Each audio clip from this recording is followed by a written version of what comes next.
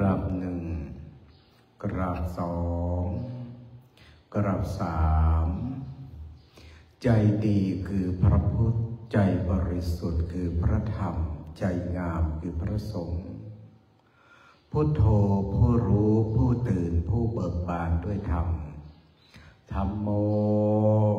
พระธรรมคำสั่งสอนของพระสัมมาสัมพุทธเจ้าสังโฆพระสงฆ์ผู้ประพฤติปฏิบัติคำสั่งสอนของพระสัมมาสัมพุทธเจ้าแล้วนำพระธรรมคำสั่งสอนนั้นสั่งสอนศรัทธาสาธุชนทั้งหลายให้ประพฤติปฏิบัติตามพุทโธธัมโมสังโฆโยโสภะคะวะอะระหังสัมมาสัมพุทโธสวากาโตเยนะภะคะวะตาธัมโมสุปฏิปันโนยัสสะภะคะวะโตสาวกสังโฆธัมมยังภะคะวันตังสัทธัมมังสังฆังอิเมหิสักการะหิยะทาระหังอโรปิเตยะภิปุจยามาสาธุโนปันเตภะคะวะสุจิราปริเนพุตโตเปปัจฉิมาจนตานุกัมปมานัสสะอิเมสการะทุกขตาปันนาการะโพเตปฏิคันหาตุอัมหากังเทคารตังหิตายาสุขายาอะระหังสัมมาสัมพุทโธภะคะวาพุทธังภะคะวันตังอภิวาเทมิราสวากขาโตภะคะวะตาธัมโมธัมมังนัมมัสสามิกราสุปฏิปันโนภะคะวะโตสาวกสังโฆสังฆังนะมาเมกรานะโมตัสสะภะคะวะโตอะระหะโตสัมมาสัมพุทธัสสะนะโมตัสสะภะคะวะโตอะระหะโตสัมมาสัมพุทธัสสะนะโมตัสสะภะคะวะโตอะระหะโตสัมมาสัมพุทธัสสะ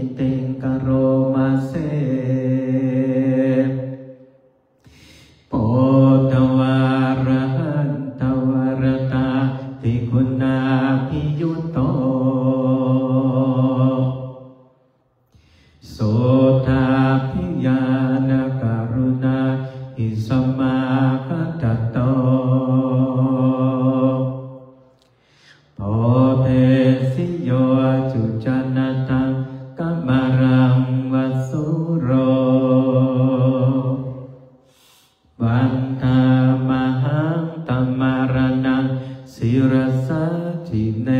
ทางพุทโธโยสัพพปาเนนังสารนังเขมามุตตมังปัฏฐมานุสติทานังวัตตามิตังสิเรนะพุทธัสสะสัมมิทาโสวาพุทโธเมสามิติสโรพุทโธตุกัสสะกาตาจวิทาตาจาหิตัสสเมพุทธัสสะนิยาเทมิสาริรันชีวิตันจิตาวันตันโตหังจาริสาเมพุทธาเสวะสุภวติตานัตถิเมสารนังอัญญาพุทโธเมสารนังวราเอเตนะสัจวัจเจนะวัฏฏัยยังสาธุสัสสะเนพุทธัมเมวัคคมาเนนะยังปุญญังปัสสุทังอิทธาสัพเพ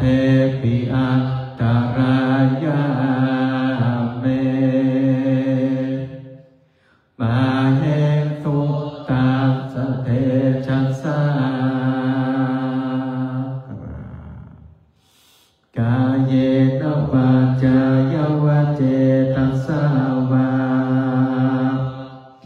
พุทเทกุขมังปะกตัมมยายังพุทโธปฏิฆานาตุอัจจยันตังการันตเรสัมวาริตุงวะพุทเทหัตถัมมยังธัมมานุสตินายัญจะกโรมาเสสวากขาโตภะคะวะตาธัมโมสันเทติโกอาการิโกเอหิปัสสิโกโอปานายิโกอาปาจตังเวทิตัพโพวินโยเอติหันธัมมยังธัมมาภิคิติงกโรมาเสสวากขาตัตตาติคุณโยกวเสนัสสยโยโยมาคปาคปาริยาติวิโมกขเพโทธัมโมกุโรกัปปัตตนาตัตตาริธาริวันธามหังธัมมหารังวรธัมมเมตตังธัมโมโยสัพพปาเนนังสารนังเขมามุตตมังตุติยานุสติทานังวัตตามิตังสิเรนะธัมมัสสะสัมมิทาโสวาธัมโมเมสามิติสโรธัมโมโตกัสสะกาตาจวิทาตาจหิตัสสะเมธัมมัสสะนิยาเตเมส สรีระชีวิตังชิทางวันทันโตหังจริสาเมธัมมะเสวะสุธรรมตังนาภิเวสารนังอัญญังธัมโมเมสารนังวรังเอเตนะสัจจวัจเจนะวัฏฏัยยังสันตุสัสสเนธัมมังเมวัตตมาเนนะยังปุญญังปัสสุตังอิทาสัพเพปิอันตรายาเมมาเหสุตัสสะเตจัสสะ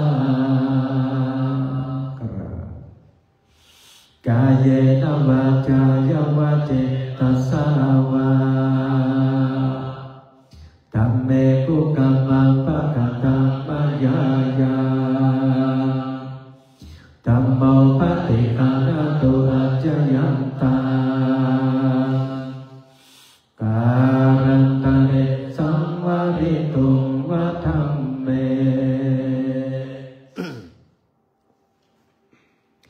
หันตมยังสังขานุสตินายังจักโรมาเสสุปฏิปันโนภะคะวะโตสาวกสังโฆโอจุปฏิปันโนภะคะวะโตสาวกสังโฆยายะปฏิปันโนภะคะวะโตสาวกสังโฆสามีจิปฏิปันโนภะคะวะโตสาวกสังโฆยะทิตังจัตตาริปุริสยุคาในอาตปุริสปุการาเอสะภะคะวะโตสาวกสังโฆอาหุนายโยปะหุนายโยทัพพินายโยอัญจเรการณิโยอนุตตรังปุญญเขตังโลกัสสเตหันธมยังสังฆาภิกิติงกโลมาเสสัทธัมปัจโชสุปฏิปัตติคุณาภิโยโตโย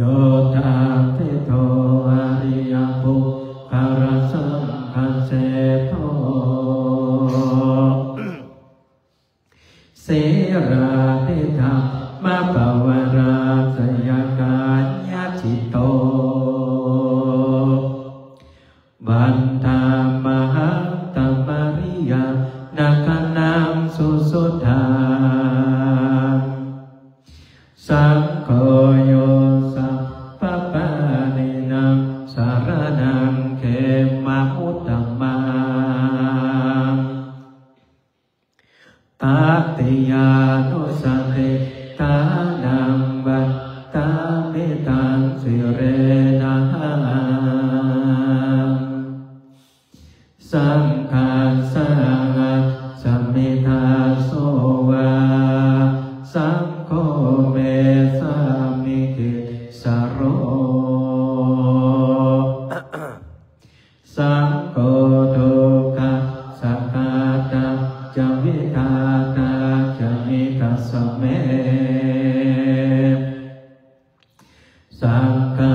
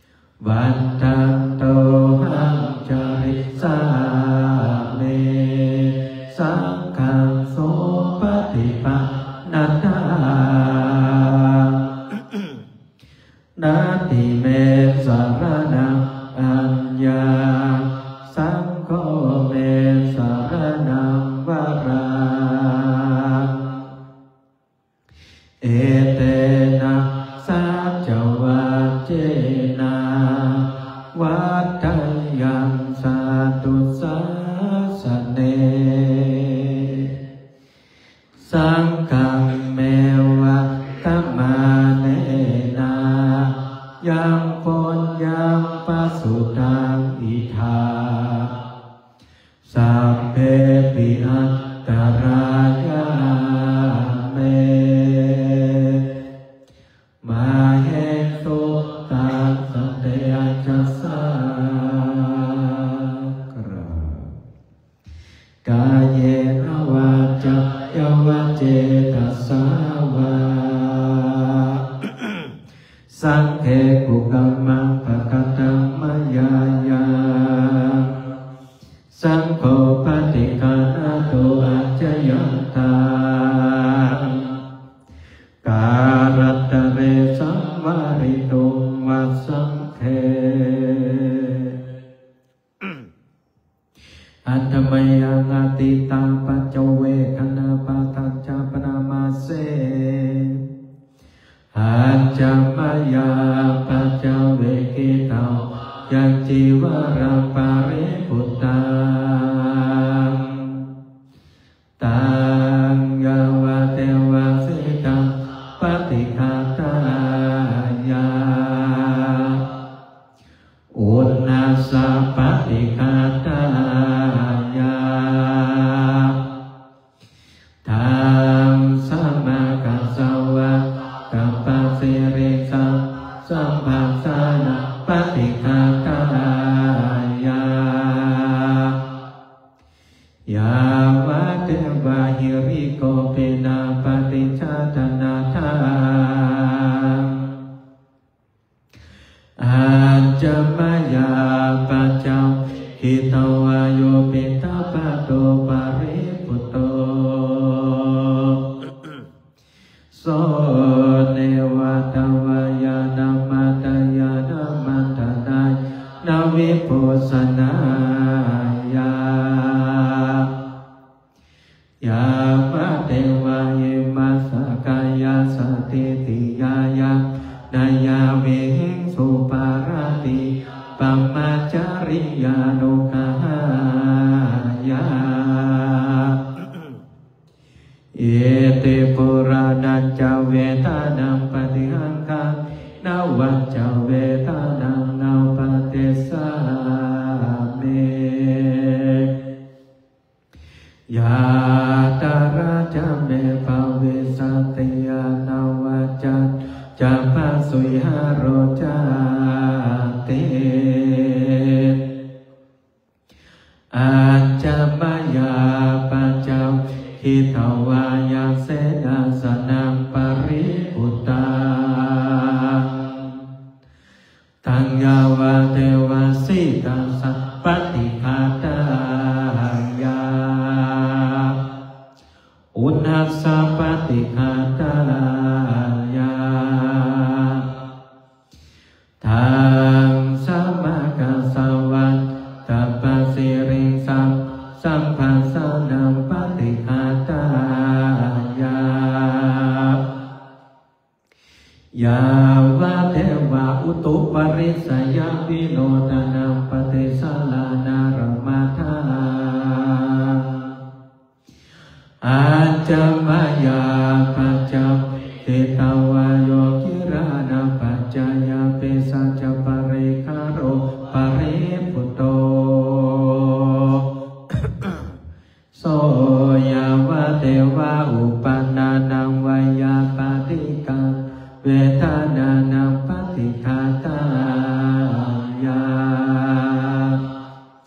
อัพยาปัจจปรมัตถยาติอิตังตานากัมมังเนปานะปัจจโยโหตุโนเนจังเอตังศิรากัมมังเนปาปัจจโยโหตุโนเนจังเอตังภาวนากัมเนปานาปัจจโยโหตุโนเนจังยังกินเจโกสากาตาปังกัมมังสัพเพหิกาตังปุญญังโนอานุโมทันโตโสนันโตปุญเจเทวาอัสสมิงคาเนอาติกัปติทายุกาสัพพะโหตุสัพ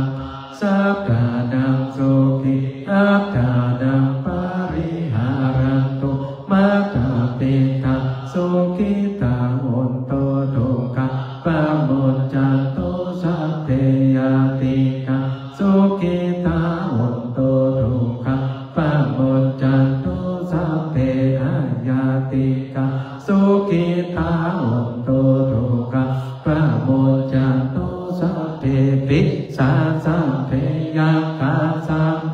เปตาสุขิตาโหตุทุกขปะโมจันโตสัพเพนาคตาสุขิตาโหตุทุกขปะโมจันโตสัพเพเทวะสุขิตาโหตุทุกขปะโมจันโตสัพเพอัจจาริโยสุขิตาโหตุทุกขปะโมจันโตสัพพะสัมปตินะสามิจันตุโวนักคุเขาวันตาเมพุทธัสสะปะเมโตสังฆามัตถะเมปัตเตวันตามิธัมมัสสะปะเมโตสังฆามัตถะเมปัตเตวันตามิสังฆังสะปะเมโตกัมมาตาเมปัตเตวันตามิกรูปัจจัยจาริเยสัพพะเมโตกัมมาตาเมปัตเตวันตามิกัมมาทานะสัพพะเมโตกัมมาตาเมปัตเตวันตามิอาราเมภัทธะสัพพะเมโตสังฆามาตาเมปัตเตวันตามิเจติยังสัพสัพพะตาเตสุปาเตเตนะสาริราธาตุมหาปุตปุตตารุปัสสะการังสัทธานาการุเทวาโรกิภัมมาโรกิจัมปุติเปรังกาเตสาริราธาตุโยเกตาตุโยอาราหะตาธาตุโยเจติยังคันตาภูติจาตุราสิติสานาเสธัมมะคันเตสัพเพสัมปะทะเจติยังอะหังวันตามิสัพพะโสวันตามิพันเตสัพพังอะระทังกามะตะเมกตังปุญญังสามินาอนุโมทิตังสามินากตังปุญมหังทาทัพพังจาตุอนุโมทามิกราบสองกราบสามลักเสร็จเรียบร้อยพรุ่งนี้ขอสามเณรสายถ่ายรูปเพื่อทุกปีกับนะนอกวัดนะตู้นอกสถานตุกแม่ถ่ายด้านหน้าด้านหลังด้านข้างถ่ายชัดๆนะเดี๋ยวขอหลวงปู่ยกอย่างก็นิมนต์หลวงปู่คนอิมไปไหว้ข้างกันกรรมเถอะเอาไว้นี่ผ่านปากกระดางเนาะตกมาแต่ไปเรียบร้อยโมทนาศรัทธาญาติโยมติดตามเน้อบุญกุศลก็ขอให้เป็นของศรัทธาญาติโยมเหมือนกันผู้คนเน้อจาตุนอนรับฝันดีเหมือนกันผู้คน